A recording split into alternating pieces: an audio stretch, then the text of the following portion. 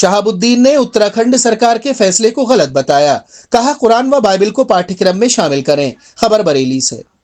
बरेली में all India Muslim जमात के अध्यक्ष मौलाना शहाबुद्दीन रजवी बरेलवी ने उत्तराखंड के मंत्री धन सिंह रावत द्वारा स्कूलों में श्रीमद् भागवत गीता और रामायण के श्लोक प्रार्थना सभा में करवाए जाने और उसको पाठ्यक्रम में शामिल कराए जाने पर प्रतिक्रिया देते हुए कहा कि ये एक तरफा फैसला है और अगर ऐसा किया जाता है तो कुरान और बाइबल को भी पाठ्यक्रम में शामिल करना चाहिए और उसकी आयतों को भी प्रार्थना सभा में शामिल किया जाना चाहिए।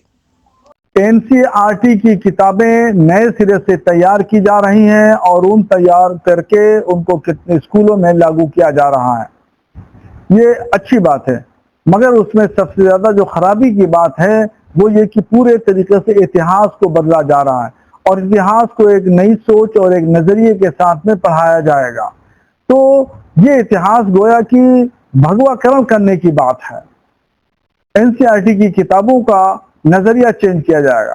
मुगल बादशाहों की, मुस्लिम शासकों के जो कारनामे थे, तारीखें बयान की गई थी किताबों में, उसको सबको हटा दिया गया है और जो भी अगर तारीख दी भी गई है उस तारीख को तोड़ मरोड़ करके पेश किया गया है।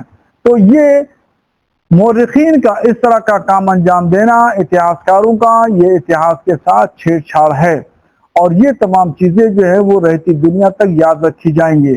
आज आपका शासन है तो आप जो चाहें कर लें, कल किसी दूसरे का शासन आएगा, फिर वो आपकी इन चीजों को खत्म कर देगा और आपके नजरिए की जो है वो हवा निकल जाएगी। फिर दूसरे तरीके से इतिहास आएगा। तो ये इतिहास के साथ पूरा खिलवाड़ हो रहा है और ये जो है ये बच्चों की सेहत के लिए अच्छी बात नहीं है और मदरसों में साफ शफाफियत और तारीख के साथ में ये जो है वो अन्याय है और एक तरीके से खास नजरियों को थोपना भी अच्छी बात नहीं है और ये कोई खास नजरिया किसी शिक्षा के माध्यम से थोपा जाना ये पूरे समाज के खिलाफ है, किसी भी समाज के हित में नहीं है। ऐसा नहीं होना चाहिए। जो लोग भी एनसीईआरटी की किताबें लिख रहे हैं उनको सारे समाज के जरूरतों, हालात, तकाज़ों को ध्यान में रख करके ही लिखा जाना चाहिए, वही बेहतर है।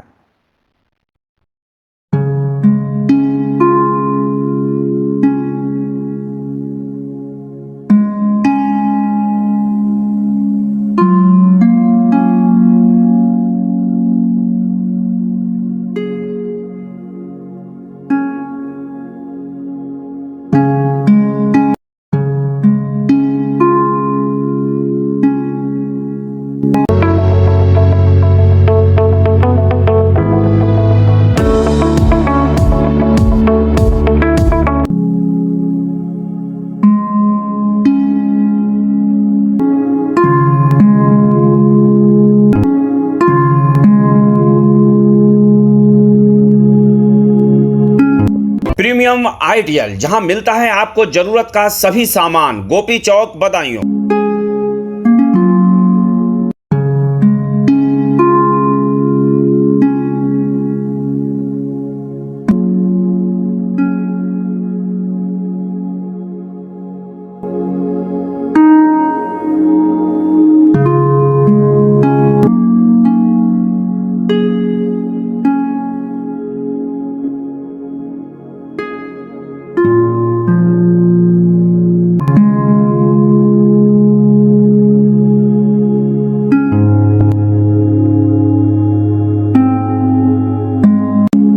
आपको हमारा वीडियो पसंद आया हो तो इसे लाइक, शेयर और सब्सक्राइब जरूर करें। देखते रहिए SKS 24 न्यूज नेटवर्क।